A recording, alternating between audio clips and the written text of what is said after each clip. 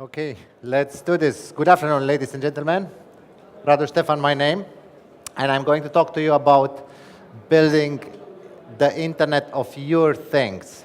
So mainly this is about the Internet of Things, but with an individual approach, not necessarily to a person, but to your organization. So before I do start talk about Internet of Things, I do have an academic background, and that's why I do like to define things first. So what is actually IoT? What would you say it is, Internet of Things? Any idea?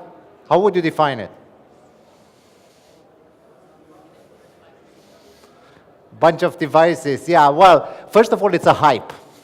Nowadays, everyone has to do IoT because it's in. Everyone has to do it. There is much more than that. Researching about it, what it is, I came across a definition from Gartner, which says that it's a network of physical objects that contain embedded technology and communicate and interact with internal system and with the external environment. That's a pretty good definition, I would say, because it has the most important parts in it. First of all, the network, it has objects, it has technology, and that's about it. But why do we talk now about the Internet of Things? If we talk nowadays about the Internet of Things, what kind of Internet did we have before? Any idea what was the Internet before the Internet of Things? Well, I used to call it was the Internet of People before. Because the Internet was mainly made up by people, for people.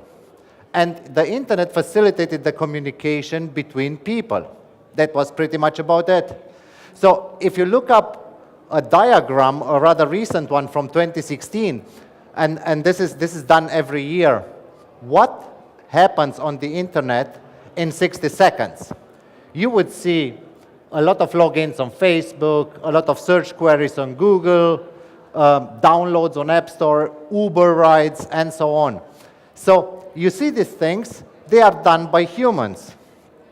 Humans for other humans. That's why we call this the Internet of People. Now, since we speak here at this conference, at DevTalk, about the transition to 2020, how will this look like in 2020? Well, we know that about half of the population, half of our people on the planet will be connected. That's about 4 billion. Yeah? However, there is a much bigger revenue opportunity, which I will not go into this. I want to highlight the last two figures, which is 25 plus billion intelligent systems. Yeah? 25 plus billion. This is kind of 5 devices connected to the Internet for every human connected on the Internet. Yeah? And the amount of data, it's unimaginable. I mean, 1 gigabyte, it's still imaginable, but a trillion of gigabyte, that's huge. That's really huge, let alone having 50 of these trillions. That's why we don't talk anymore about the Internet of the people, but about the Internet of Things, because there will be more things on the Internet than people. That's basically it. So now, since I come from Microsoft, I wanted to give you our view on the Internet of Things. Every vendor probably defines Internet of Things in his or her own way. So what is important for us as the Internet of Things? First of all, there are the things, yeah? Call them, I have them in my bag, call them Raspberry, call them Arduino, call them sensor, whatever. Yeah? They are connected, they use some kind of connectivity. They can communicate via wireless LANs, GSMs, LoRa, whatsoever. Yeah? And what do those things do? They basically transmit or receive data. So it's a bidirectional communication. But what we think is more important, because I told you there will be 50 trillion of data, it's the analytics of this data that will gain us the insight and another perspective of things that we do not see. Yeah? It was yesterday in the news that Microsoft, or a research team together with Microsoft, was able to predict people on cancer by their search queries. So they looked basically on data, what people were searching for before they became ill. So comparing it to what the people search nowadays, they can predict that possibly these people have the symptoms to become ill before they are diagnosed by the doctors. So that's where the analytics and the data plays a big, big role. Good. That much about the definition of the IoT. And now the question is, okay, we have IoT, we are in the Internet of Things, but why should we do it? Why should we do IoT? Where is the benefit? Where is the gain? So, first of all, I think we are in an environment where we do not necessarily lead the trends in the industry, but we rather follow the trends in the industry. And let me give you the perspective what the European Union is talking about since a couple of years. They talk about the Industry 4.0. Why do we call it the Industry 4.0? This is very technical, like the Web 2.0 and so on. So the Industry 4.0, it's the fourth industry. It is basically, if we call the first industry the one with the water power and the steam power, the second probably the mass production, and third, during the 70s, we started to automate industry. Now we are in a world of cyber-physical system. And that's why not only in manufacturing, all over industries, companies will go with the Internet of Things because else they are left behind. So why now and not before, since we always had sensors? We had since the 1965 the first SCADA systems that were using sensors and collecting data and so on. In 1990, we have the first device on the Internet. It was actually in the MIT, and it was a toaster that was on the Internet as the first device. Procter & Gamble, they coined for the first time in 1999 the term Internet of Things, and then in 2008 we had the boom. And why did it take 40 years or longer to reach there? Because we had the sensors initially. Maybe they were expensive in the beginning. They got cheaper and cheaper with manufacturing more and more chips and more sensors. But then there was the other component, the cloud. The cloud was the enabler for the Internet of Things. So it's hardly to imagine you do Internet of Things without the cloud. That's why we, as Microsoft, talk from this perspective. We have our cloud platform. We like to talk about our IoT because you cannot do it without. You can do it with many other cloud platforms, but you need one. Why do you need one? Because what is the IoT nowadays?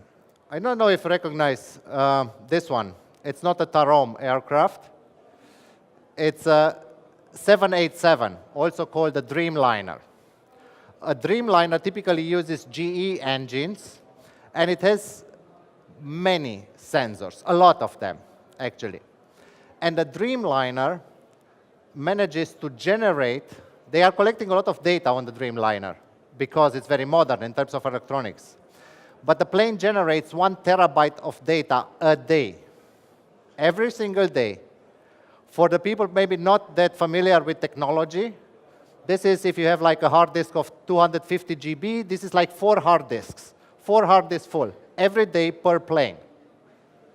Imagine you want to storage this data or you want to analyze it. You have no chance to do this without the power of the cloud. And of course, there are many technologies, and I do not want to go in each of them. It depends on from which perspective you talk about the cloud. Here, there are Microsoft technologies, there are competitive technologies, there are completely other technologies. But why I put this slide up, it's because to see what are the areas of the Internet of Things. It's in our everyday life, in life safety, home security, in home automation, just to mention a few, in wearables, all over you have the Internet of Things, much more than we sometimes think. So, and now I want to come to the main part of my presentation, to build the Internet of your things. Because in our philosophy, it starts with your things. It's building up on the infrastructure you already have. We do not evangelize or insist on people starting now with IoT and investing in a multi-million-dollar project for IoT. Not only that it would cost a lot of money and people would not do it, you are very prone to mistakes. You cannot plan. IoT projects are highly complex, and you cannot plan for them. You will most likely do a lot of mistakes, and the project will probably cost double on what you initially estimate. That's why it is important to start with the devices you already have in your business or even at home. This is valid for both. Yeah? Connect the devices you have, get some insights, and then add some more devices and get some more insights. Yeah? And it is important to start as soon as possible. And I cannot stress this enough. It is important to start with IoT in any business round. And I want to give you an extreme example of IoT, where IoT can make the difference. And this is a guy named Stefan, and he's from Germany. And as you can guess by the picture, he's a peasant. He's having, actually, he and his family, a lot of cows around. Actually, there are 240 cows. And what Stefan does every morning when he wakes up, different than the other peasants who would go to see how the cows are and if they are doing well in the stall, he wakes up and goes to his dashboard. Yes, he goes to his dashboard to check on his cows. And he is able to do so because every cow, it's difficult to see it here, has a wearable.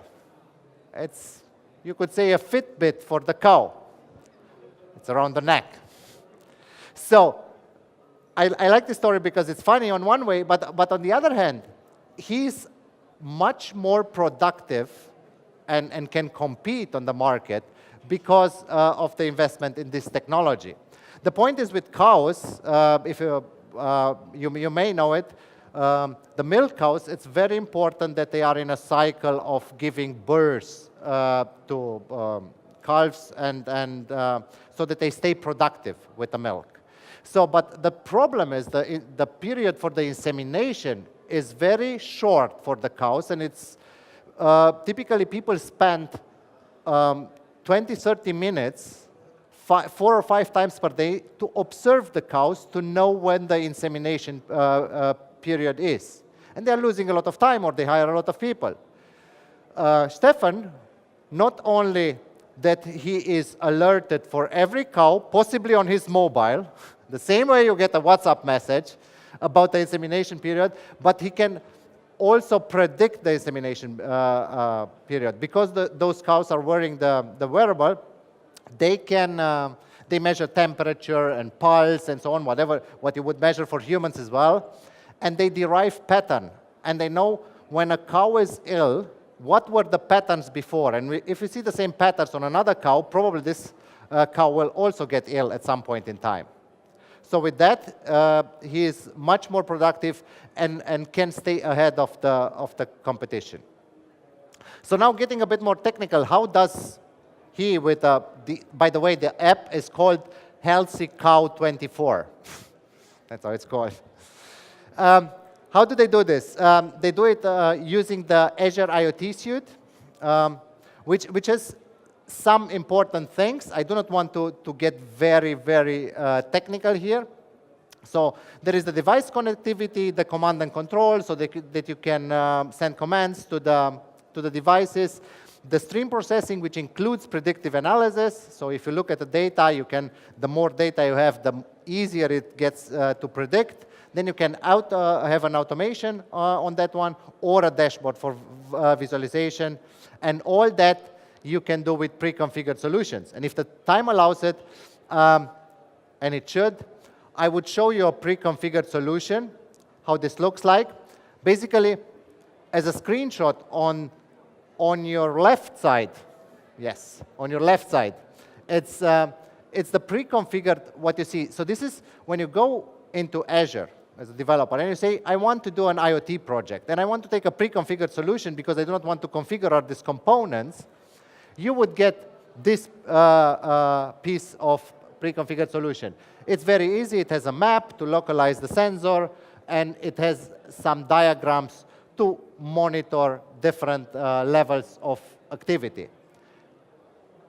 Sorry. This is the pre-configured solution. On your right side, you would see a very much evolved solution which comes in time. So that's what I'm saying. Start with a small one, with a pre-configured one, with your own devices, and then evolve to much more complicated solutions. And just to give you a glimpse of how such a thing could look like, I can show you a pre-configured solution if this loads. This is a pre-configured solution, how you would deploy it, which can monitor a few devices, like an engine, generator, and an air conditioning. And if I would simulate with my phone that for example, I do have an engine here where I simulate some data. Let me find the engine, where it is. Here is the engine, where I do have some data. Basically, if all things work well, you will see data incoming because I started the engine here. And for the people in the front row, this is the engine, which is running. So I also set in this pre-configured solution, because I have some buttons on the left-hand side, I can set some rules for my devices. And I said, if you can read the first row, if the humidity of the engine goes above 80, I should be alerted on humidity. And if I go back to my dashboard, you would see that the humidity is around 50 right now.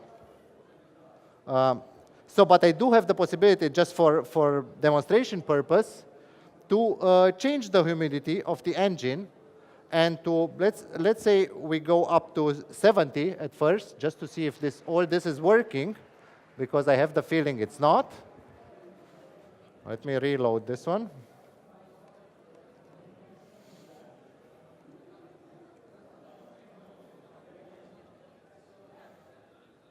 This is the demo effect. Hopefully, it will generate some data at some point. The engine with a higher humidity, it does not show up. Let me see if the temperature shows up. Temperature going up. If not, we move to the generator and hope that this one will work.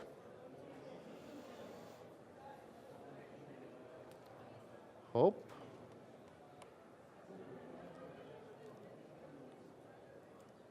Come on.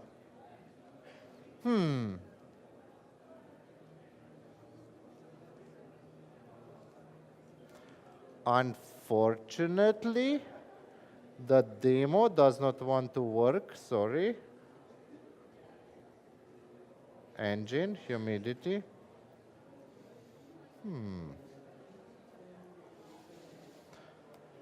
Whatever. This device, when the humidity goes up, and typically it communicates with this, then it would alert me like it did before, where you see the alarm temperature, and I can stop or start the device remotely. You can imagine this. This is how it would work. Sorry that I cannot show it to you. However, I do have a simulation. If you evolve your projects, and you go like our client Rockwell did, to super complex app that can control your, in this case, Rockwell Automation does gas station, and they are in the oil and gas industry.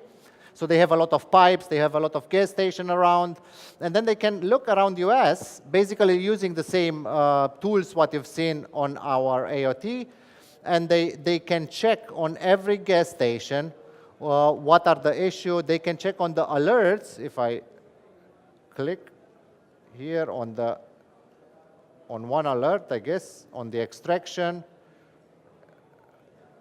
If I go and say I have a critical sensor, I can click on it, I can look to the data of this sensor, and if I think this is critical, I may also create a ticket, and of course, via Microsoft Dynamics, sending it to the customer or to the agent who should deal with that, which is much faster and much more cost efficient. Of course, there is an investment upfront to invest here, but overall, on the long run, it's much more efficient than using people driving around to check on every asset when they do not have to. So moving back to my presentation,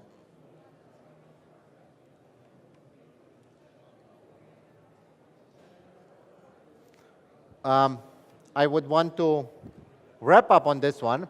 So what is the call to action? The call to action is to connect and scale with the efficiency. So connect your things now, no matter, as you see by the symbols, no matter if they are Windows devices, if they are Linux devices, Android, Macintosh. So we do not have a closed ecosystem anymore. Connect your devices. It's very easy to connect, analyze and act on the data, and then transform your data into business decision. And here on the other end, we also integrate with all what we would have called before our competitors. Now they are our enablers: SAP, Oracle, Salesforce, and so on. So that's the idea, and this you feed back basically. As soon as you know here what insights you get and what data you might be missing, what you're not measuring, you go back and implement a new sensor that measures the data you are missing and gives you more accuracy in your prediction and into your business. With that, my name is Radu Stefan. I do work for Microsoft. Thank you very much for your attention, and find me on Twitter or Facebook. Thank you very much. If there are questions, more than glad to answer. Only do not ask me why the demo failed. I don't know yet. Any question on IoT, anything? Here, do we have a mic? Or the mic is the mic, or there was a question? Isn't it this IoT open security threats? Sorry, I didn't get it. IoT is not an opening for security threats? If this is a security issue, well, it's not a security issue. It depends on how you design it, because we call it the Internet of Things, but not everything has to be out on the Internet. Imagine you collect data into a manufacturing site. Yeah, you collect from different machines the data all over the world, because you probably manufacture in Romania, in South Africa, and Australia, and you want to have them centralized in the headquarters. You anyway would VPN the data. You would not send them just like this over the Internet. So basically, using basic techniques like the site-to-site VPN or whatever, you could secure it. IoT itself does not really include or does not talk about the security, because it assumes Internet security is applied to IoT as well. And here we had a question in the front row. Hi. What kind of notification can we retrieve? Sorry, I didn't get Sorry, it. what kind of notification can we receive? Mobile notification, email? Can you post data on a specific address? Yes, basically, in the pre-configured solution, the notification you receive, it's the alert is set, and it would appear on the dashboard. But other than that, of course, when you develop some app, you can use other Azure services like mobile notification, like sending email, sending SMS. So there is no limit. Only that it's not in the pre-configured solution, but you have to develop it by your own. But the services are there for notification. You just have to configure it. Okay, and does the solution expose an API? So if Yes. I want to make a new application, can I use the Microsoft API? Yes, of course. Of course, we have the APIs to handle all this Azure stack of IoT. Yeah. Okay, thanks. Any other questions? There is a question.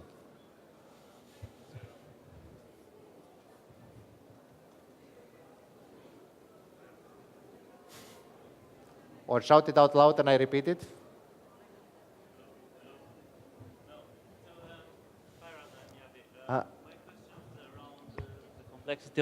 The complexity of the business rules. So you showed us some very simple stuff, like one sensor was above a certain percent, and then you trigger an alarm. How about some more complex business rules? So basically, what happens in the IoT, you collect data in the IoT hub, and then you put them into stream analytics. So you with stream analytics, differently than with how should I call it, traditional databases, you can analyze the data on the fly. That's the principle of stream analytics. So there, in our stream analytics, we use an SQL-like language. It's very much structured. It's not SQL, but it's very much structured in the same way that you can query the stream. So you put this query as complex as you would do an SQL query, and you look with this query constantly on the stream, and as soon as something, as you catch something, I would say, with your query, you trigger whatever you develop afterwards. So this would be the idea of implementation. Any other questions?